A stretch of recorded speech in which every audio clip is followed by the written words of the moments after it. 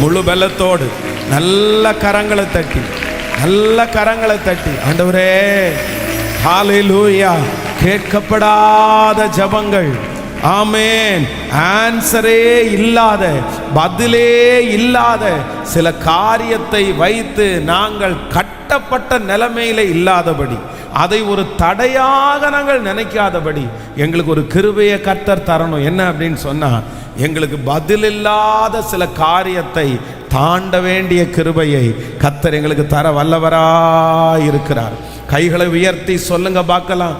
ஏசப்பாட்ட சொல்லுங்க, ஆண்டவரே, ஆண்டவரே, நீங்க எங்களுக்கு பதில் தராத சில காரியத்திலே, பதில் வராத காரியத்தில் நாங்கள் சோர்ந்து போய் ஒரு நாளும் உட்கார்ந்துடக்கூடாது, சோர்ந்து போய் ஒரு நாளும் உட்கார்ந்துடக்கூடாது. ஆண்டவரே, எங்களுக்கு கொடுத்திருக்கிற தரிசனத்தில், ஆண்டவரே, எங்களுக்கு கொடுத்திருக்கிற அந்த விஷனுக்கு நேராய் ஓடுவதற்கு கர்த்தர் இப்பொழுது ஒரு பலனை கர்த்தர் தருவாராக. சொல்லுங்க, ஆண்டவரிடத்துல கேளுங்க, சத்தமா அப்பாட்ட கேளுங்க. தகப்பனே, நீர் எங்களுக்கு ஒரு உதவியை நீர் செய்வீராக. ஆம், யாருடைய வாழ்க்கையிலெல்லாம் ஆமென் அந்த காரியங்கள் இருக்கிறதோ, கர்த்தர் அந்த காரியத்திலிருந்து ஒரு விடுதலையை கர்த்தர் கிருபையாய் கர்த்தர் தருவாராக. ஆமென், ஹல்லேலூயா. ஒரு ஊழியக்காரர், இலங்கையில் ஒரு ஊழியக்காரர், அந்த ஊழியக்காரருடைய மகனுக்கு திடீரென்று பார்த்தீங்கன்னா ஒரு ஆக்சிடெண்ட்டில் அவருடைய கால் பல இடங்களிலே அது முறிஞ்சிருச்சு. அப்போ அந்த மருத்துவமனைக்கு கொண்டு போய் அந்த காலை நிறைய ஆப்ரேஷன் பண்ணி சரியாகிறதுக்காக முயற்சி எடுத்தா அந்த பையனால் அதற்கு மேற்கொண்டு நடக்கவே முடியல. ரொம்ப பெரிய ஊழியம் செஞ்சிட்டு இருந்தார், நிறைய ஊழியம். ஆனால் இந்த பையனுடைய கால் உடைஞ்சு இந்த மாதிரி அவருக்கு அது கால் சரியாகாததுனால, அந்த ஜெபத்திற்கு பதில் வராததுனால ரொம்ப சோர்ந்து போயிட்டார், ரொம்ப உடஞ்சிட்டார். என் பையனுக்கே கால் சரியாகலை, நான் ஜெபம் பண்ணி மாற்றமே கிடைக்கல, நான் எதுக்காக இனி அடுத்து, அப்படியே ரொம்ப மனசில் உடஞ்சு போய் தன்னுடைய ஊழியம் எல்லாம் ஒன்றொன்று அவரை விட்டு போயிடுச்சு. நாளுக்கு நாள் ரொம்ப டவுன் ஆயிட்டார். ஒரு நாள் ரொம்ப வருத்தத்தில் கர்த்தருடைய சமூகத்தில் போய், ஆண்டவரே, ஏன் என்னை இப்படி கைவிட்டீங்க, எதற்காக என்னை இப்படி நீங்கள் செஞ்சீங்க, நான் என்ன பண்ணினேன், என் மேலே என்ன மிஸ்டேக் இருக்குது, நீங்கள் எனக்கு சொல்ல வேண்டியதானே அப்படின்னு ஜெப அறையில் போய் ஜெபம் பண்ணும்போது ஆண்டவர் அவருடைய இருதயத்தில் பேசினாராமா, நான் உனக்கு ஒன்றுமே சொல்லலையே, நான் உனக்கு ஒன்றுமே, நான் எந்த தப்பும் செய்யலையே, மொத்த தவறுக்கும் காரணம் நீ தான் மாறிட்ட.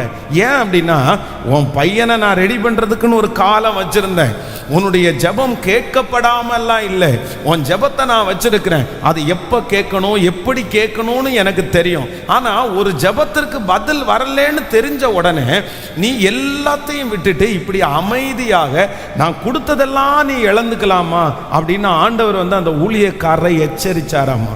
இன்றைக்கு இந்த சத்தத்தை கேட்கிற யாருக்காக ஆண்டவர் பேசுறாருன்னு எனக்கு தெரியல. ஒரு ஜெபத்திற்கு பதில் வராததுனால, ஒரு காரியத்திற்கு பதில் வராததுனால நீங்க எல்லாவற்றையும் தூர தூக்கி போட்டு அந்த காரியத்தையே நினைச்சு அந்த காரியத்திற்காகவே பிரயாசப்பட்டு அதிலிருந்து வெளியே வராமல் அடுத்து எந்த காரியத்தையும் செய்யாமல் இருந்தால் நஷ்டப்படுகிறது அவர்கள் அல்ல, நீங்க தான் நஷ்டப்படுவீங்க. கர்த்தர் சொல்லுகிறார், அது உங்களுடைய உயர்வுக்கான பெரிய தடை, அது உங்களுடைய வாழ்க்கையினுடைய வெற்றிக்கான பெரிய தடை. நான் நம்புகிறேன், நான் ஆராதிக்கிற ஆண்டவர் அவர் ஜெபத்தை கேட்கிற கர்த்தர், அவர் ஜெபத்தை கேட்கிற கர்த்தர். எனக்கு பதிலே இல்லை என்றால் அதுல கண்டிப்பாக ஒரு நோக்கம் இருக்கும், அவருக்கு ஒரு காரணம் இருக்கும். எனக்கு என்ன ஆன்சர் வராவிட்டாலும் என்னுடைய ஓட்டத்தை தடுப்பதற்கு ஒரு மனிதனாலும் முடியாது. ஹல்லேலூயா. கைகளை அசைத்து ஒரு ஹல்லேலூயா சொல்லலாம். ஆமென். முழு பலத்தோடு சத்தமாய் ஒரு ஹல்லேலூயா. ஆமென். நம்பர் 1, முதலாவது நீங்க மறந்துடாதீங்க, எனக்கு ஆன்சரே இல்லாத சில காரியங்கள், தடைகள் இருந்தாலும் அதை தாண்டி நான் என்ன பண்ணுவேன்னா, நான் வளருவேன். எனக்கான பதில் எப்போ வரும்னு எனக்கு தெரியாது, அது வரைக்கும் நான் என்ன பண்ணுவேன்னா காத்திருப்பேன். அது வரைக்கும் அந்த காரியத்தை கர்த்தர் ஞாபகத்துல கர்த்தர் வச்சிருப்பார். என்னை அழைத்த தேவன் ஒரு பதிலை கர்த்தர் தருவார். ஆனால் அந்த பதில் வருகிற வரைக்கும் நான் அமைதியா இருக்க போவதில்லை. அந்த பதிலை எதிர்பார்த்து எதிர்பார்த்து நான் சோர்ந்து போக போவதில்லை. அந்த பதில் எனக்கு எப்பொழுது வருமோ அப்பொழுது எனக்கு கொடுக்கிறதற்கு கர்த்தர் வல்லவராயிருக்கிறார். ஹல்லேலூயா.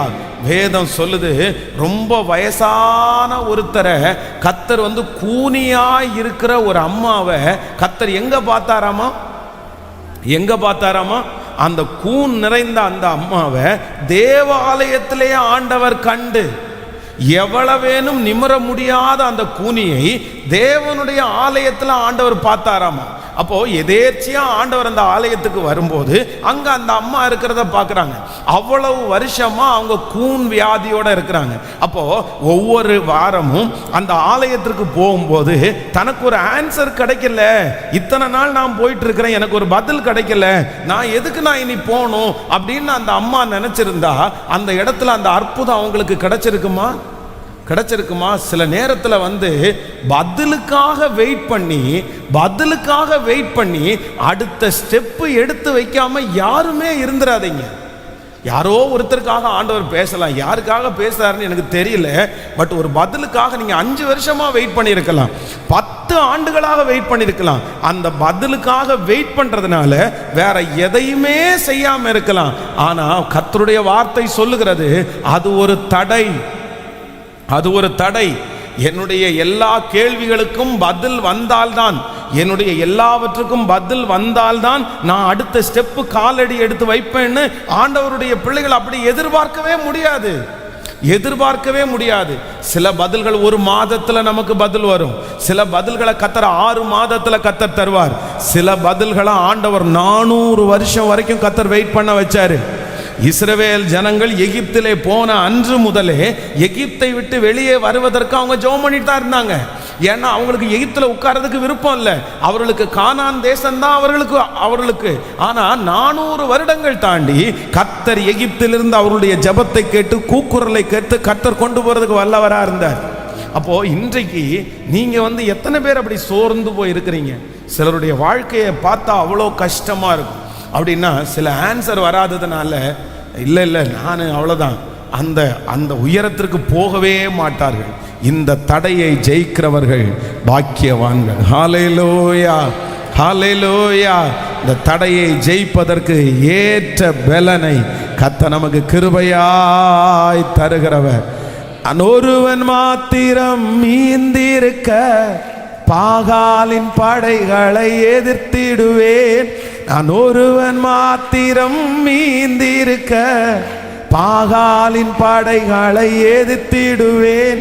நான் ஜெபிக்க அவர் தலை அசைப்பார், நெருப்பாய் இறங்கிடுவார்.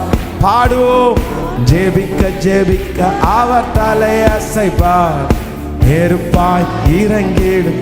கைகளை மேல ஆவியே சத்தமா ஹல்லேலூயா. ஆவியே ஆவியே அசைவாடும் அனலாக்கும் எங்கள் அக்கினி ஜுவாலையே. அசைவாடும் அனலாக்கும் எங்கள் கைகளை மேல தட்டி ஆவியே ஆவியே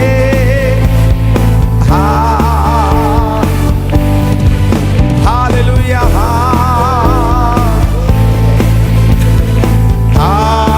ஆவியே அசைவாடும் எங்கள் அக்கினி ஜுவாலையே. அசைவாடும்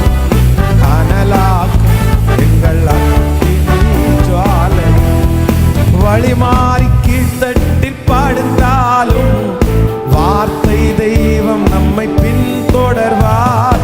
வழிமாறி கீழ்த்தட்டில் படுத்தாலும் வார்த்தை தெய்வம் நம்மை பின்தொடர்வார்.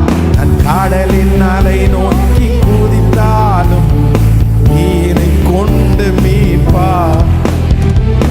கடலின் அலை நோக்கி